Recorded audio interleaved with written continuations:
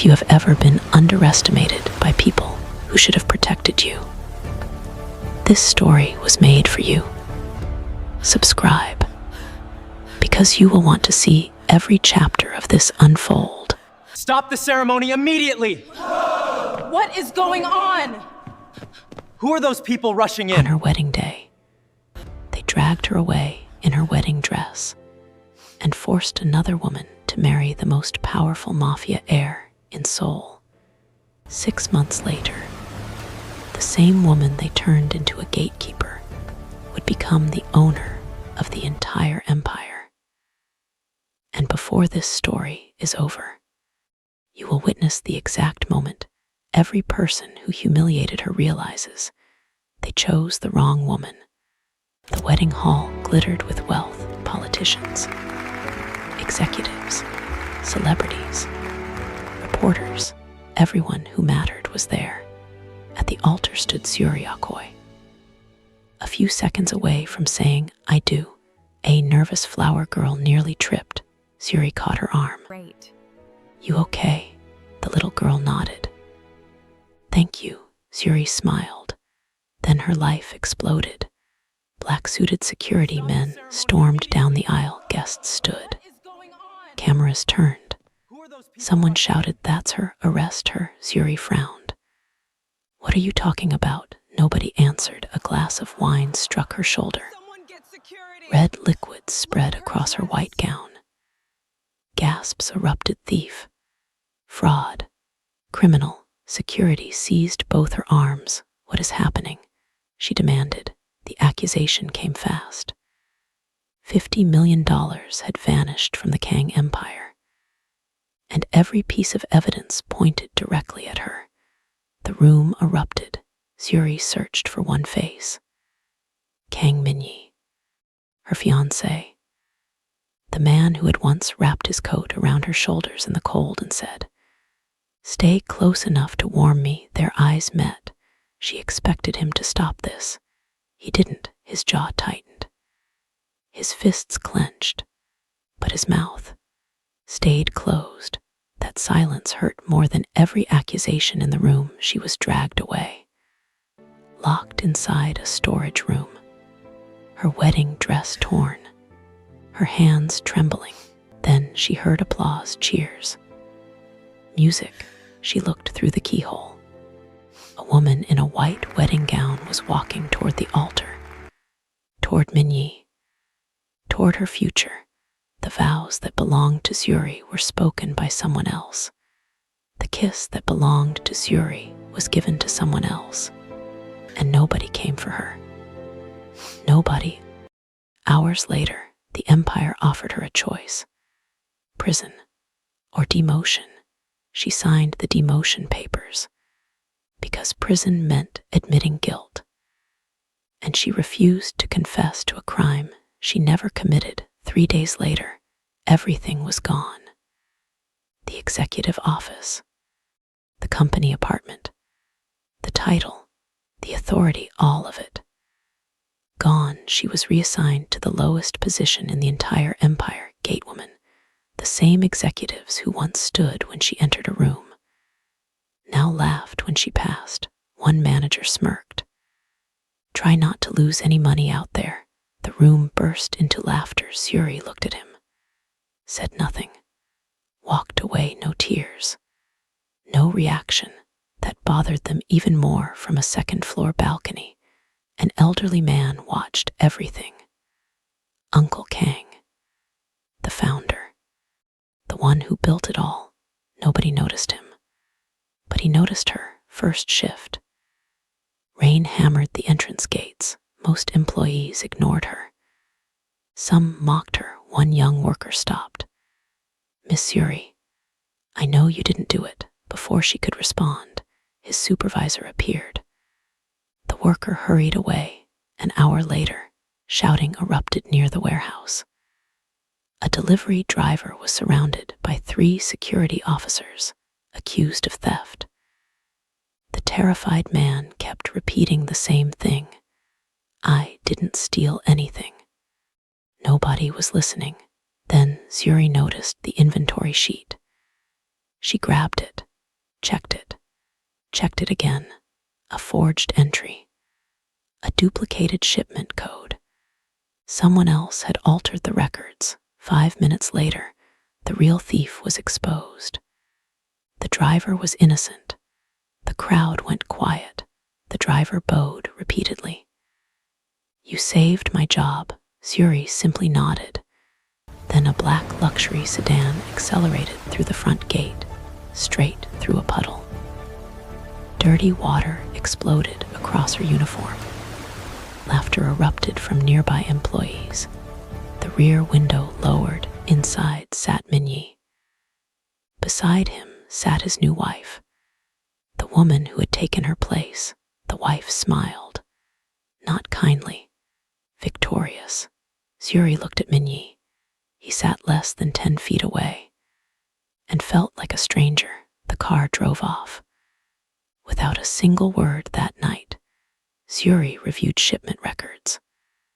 Not because she was ordered to, because something felt wrong. One forged document was not an accident. 3 missing shipments. 4 altered manifests. 1 warehouse. The numbers pointed to millions, not thousands. Millions. The next morning, an executive confronted her. "What are you doing with those files working? You don't work in finance anymore." He grabbed the documents. Zuri smiled. A dangerous smile. "The forged signatures on pages 4 and 7 are yours." The color vanished from his face. She walked away. She didn't know it yet. But somebody had been watching from high above the lobby. Uncle Kang lowered a pair of reading glasses. A small smile appeared. Interesting. Very interesting. That evening, an anonymous report arrived at headquarters demanding Zuri's immediate termination. It moved through management. 1 signature. 2. 3. Then it reached the chairman's office and disappeared. Her job remained untouched the next day. Nobody could explain why, not even Min-Jae. But when he heard someone had tried to fire her, he quietly asked one question: who submitted the request? For the first time since the wedding, he began paying attention, and he was not the only one, because from the shadows of the Empire, someone else had already decided. Zuri was not supposed to survive this humiliation. She was certainly not supposed to start uncovering secrets. And if she kept digging, the people behind those secrets would do far worse than destroy her reputation. The next morning, the Empire woke up to chaos. 2 shipment records had vanished. An internal audit had been delayed. 3 managers were blaming each other. Nobody connected any of it to a gatewoman. That was their first mistake. Zuri reported before sunrise. She scanned vehicles, checked badges, logged arrivals, and watched people underestimated gatekeepers. They assumed gatekeepers were invisible. That made them careless. At 7:12 a.m., a cargo truck entered through the east entrance. At 7:14 a.m., the same truck exited through the west. Impossible. Not enough time to unload. Not enough time for anything. Zuri wrote down the license plate. By noon, she checked the transport database. The truck officially never entered. A cold feeling settled in her chest. Someone was erasing records, and they were doing it from inside. That evening, a voice interrupted her. "You ask too many questions." She looked up. It was Min-Jae's wife. Elegant, perfectly dressed, perfectly smiling. "I'm working," Zuri replied. "A gatewoman. Then why are you worried?" The smile vanished. Only for a second. But Zuri saw it. The woman turned and walked away. That reaction told her more than words ever could. The following day brought another humiliation. an executive deliberately dropped documents into a muddy puddle. Them up, several employees laughed. Nobody moved. Zuri stared at the papers, then at the executive. Then she bent down, collected every sheet, wiped them clean, and quietly handed them back. The executive grinned until Zuri spoke. Page 17 contains a hidden account linked to your department. You should read your own paperwork before throwing it around. The surrounding employees exchanged looks. He walked away without another word. That night, somebody broke into her locker. Nothing stolen, nothing damaged, only a message: stop digging. Zuri folded the note, then continued digging. 3 days later, she nearly collapsed during her shift. A wave of dizziness hit without warning. Nausea. 2 mornings in a row. Then a third. She blamed stress. Everyone else started whispering. The rumors reached Min-Jae. He dismissed them publicly. Focus on your jobs. But that night alone, he quietly requested her employee file. Nobody knew why. Not even him. Meanwhile, Zuri found something buried in a deleted shipment order. A fragment. One name. One warehouse. One authorization code. The code belonged to a senior family member. Not an employee. Family. For the first time, she understood how deep this went. This was not ordinary corruption. This was something protected. Something that could get her killed the next evening. Heavy rain covered Seoul. A familiar luxury sedan approached the gate. This time it stopped. The rear door opened. No Min-Jae, no wife, only an assistant. He handed Zuri an umbrella. No, it was requested by who? The assistant glanced toward the tinted window, then quickly looked away. The vehicle drove off. The umbrella remained in her hands because she recognized it. Years earlier, Min-Jae had given her that exact brand during another storm. A coincidence? Maybe, maybe not. Next day, a warehouse worker was injured during an equipment failure. Management immediately blamed him. Termination papers were prepared within hours. Something felt wrong. Zuri reviewed the incident report, the maintenance records, the security footage. The machine had been reported defective 3 weeks earlier. Management ignored the warning. The evidence reached human resources before sunrise. The termination vanished. The worker kept his job. News spread fast. People started noticing a pattern. Whenever Zuri investigated something, the truth appeared. If you are watching a woman who refuses to be broken, and you believe she deserves the whole empire, drop a comment below. Tell her, women who lift women change the story. And trust us, you have no idea what is about to happen next. Inside a private conference room, 3 executives met behind closed doors. She's becoming a problem. She knows too much. Then remove her. Her schedule doubled. Breaks disappeared. Pay was reduced. Workload tripled. They expected her to break. She didn't. Every punishment accidentally gave her access to more information. By the time management realized their mistake, it was too late. Zuri had collected enough evidence to expose an entire fraud network. She just didn't know who sat at the top. Yet, late one evening, she entered an unused records room. Lights off. Shelves empty, except for one box. Inside were archived communications. Old reports, deleted approvals, financial transfers, and one photograph. The moment she saw it, her blood ran cold. It had been taken 6 months earlier, the week before her wedding. 3 people meeting secretly, 1 executive, 1 family member, and the woman who eventually became Min-Jae's bride.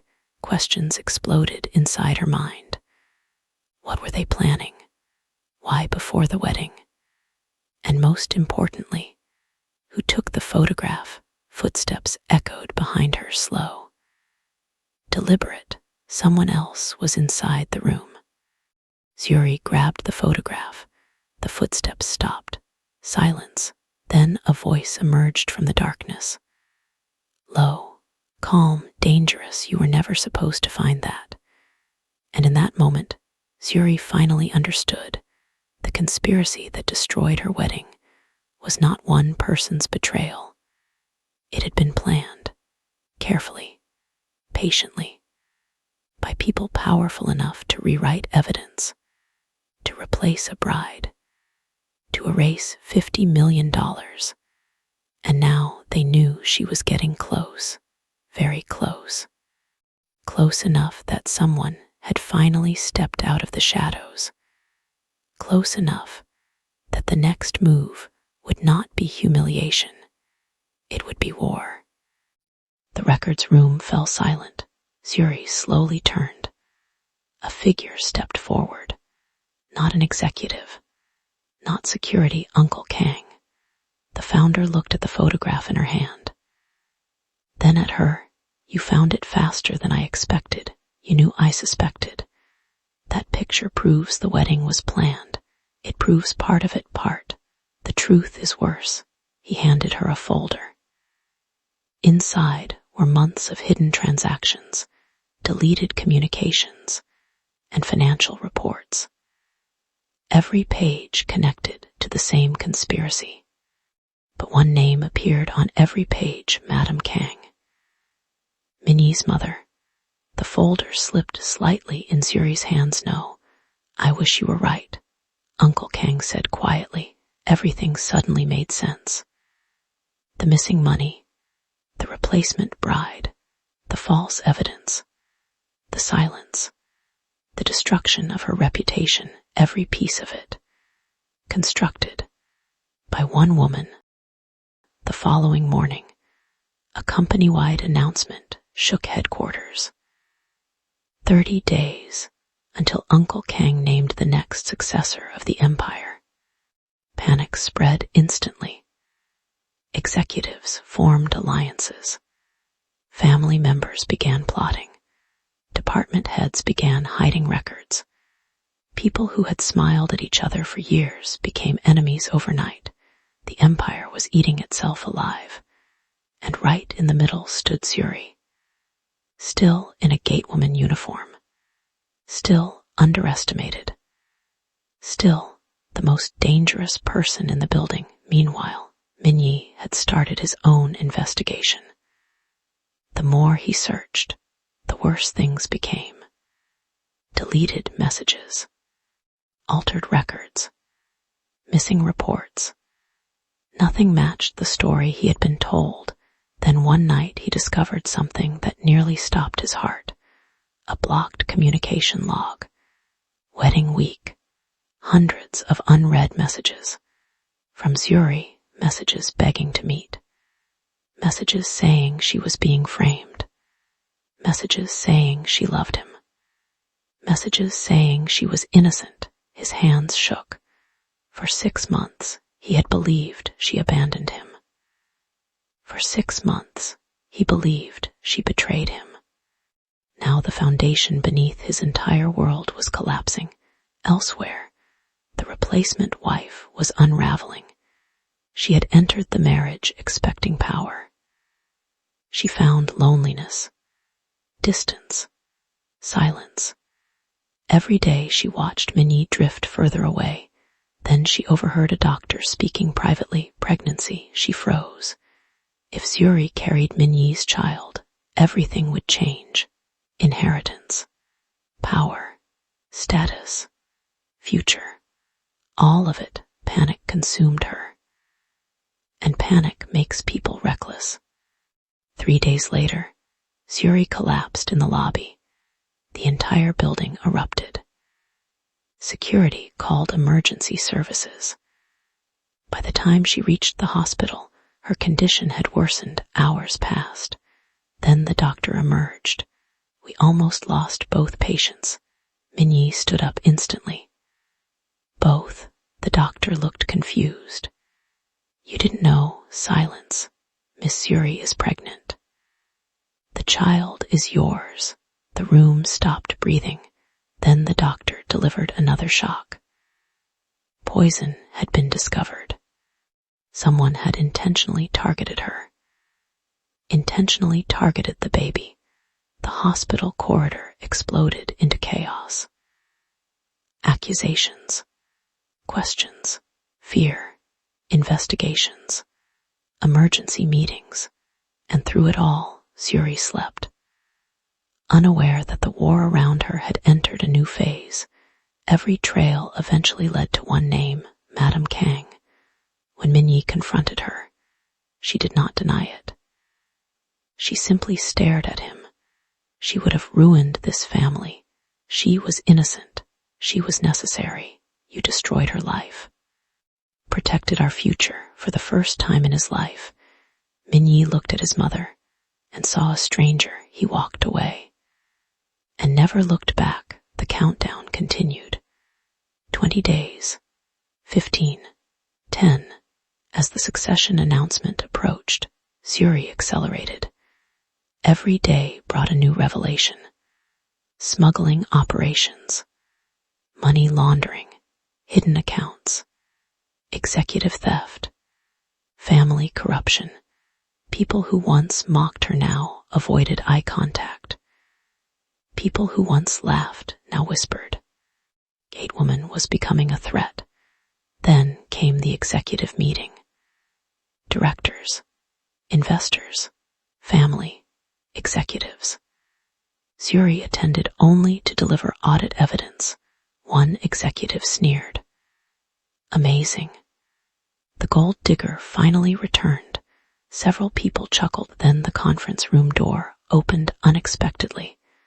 A doctor entered carrying medical documents. Miss Zuri must avoid unnecessary stress. She is carrying the heir's child. Absolute silence. Every face turned toward Min-Jae. The timeline became obvious. The realization spread like fire. For months they had mocked her. Now they understood. She had never chased power. Power had chased her. The final week arrived. Min-Jae and Zuri independently uncovered the last missing piece. The $50 million had never been stolen. The money had been moved through shell accounts, controlled by Madame Kang's network. The accusation against Zuri had been fabricated from the beginning. Every lie, every humiliation, every punishment, built on nothing. The day of the succession ceremony finally arrived. Hundreds gathered. Executives filled the hall. Family members waited confidently. Most expected Min-Jae. Some expected his wife. Nobody expected what came next. Uncle Kang stepped onto the stage. The successor has already been working among you. Screens illuminated across the room. Security footage appeared. Months of evidence. Corruption. Fraud. Poison. Manipulation. Humiliation. Betrayal. Everything. The room watched in stunned silence. One executive collapsed into his chair. Another lowered his head. Several people simply stared. Then Uncle Kang spoke again. Miss Zuri. A spotlight appeared. Zuri stood at the back of the room, still wearing her gatewoman uniform. No designer clothes, no crown, no special preparation, only dignity. Please come forward. The room watched her walk. One step, then another, then another. Every humiliation suddenly felt different. Every insult, every punishment, every attack. They had not broken her. They had revealed her. Uncle Kang faced the audience for 6 months. She protected workers. She exposed corruption. She uncovered criminal activity. She demonstrated leadership without authority. She earned loyalty without demanding it. Silence filled the hall from this moment forward. Zuri Okoye is the head of this empire. The room exploded. Shock, disbelief, applause, fear. Everything at once. Security detained corrupt executives. Assets were frozen. Positions were revoked. Reputations collapsed. Madame Kang was exposed. The replacement wife was escorted out. The conspiracy died in public. The replacement wife had entered this marriage to claim an empire. Instead, she lost everything she came for: her title, her status, and the man she never truly had. In the end, she was simply removed from a story that was never hers to begin with. Weeks later, rain fell over headquarters. A lone man stood outside. No guards, no power, no title, just Min-Jae. Hours passed. A security guard approached and handed him an umbrella. "The CEO asked me to give you this." Min-Jae looked down. His breath caught. It was the umbrella he had given Zuri years ago. The one she never threw away. He looked upward. Through the glass windows high above, Zuri stood watching. Not smiling, not forgiving, not rejecting, simply watching. The guard paused before leaving. "Oh." She said one more thing. Guard smiled faintly. She said some truths arrive late, but they still arrive. High above, Zuri remained at the window. The empire was hers. The future was hers. And for the first time since the day they dragged her from the altar, nobody could take either away. If this story made you believe that the most dangerous woman in any room is the one they underestimated, subscribe, because the next chapter will show you exactly what she does with everything they tried to take.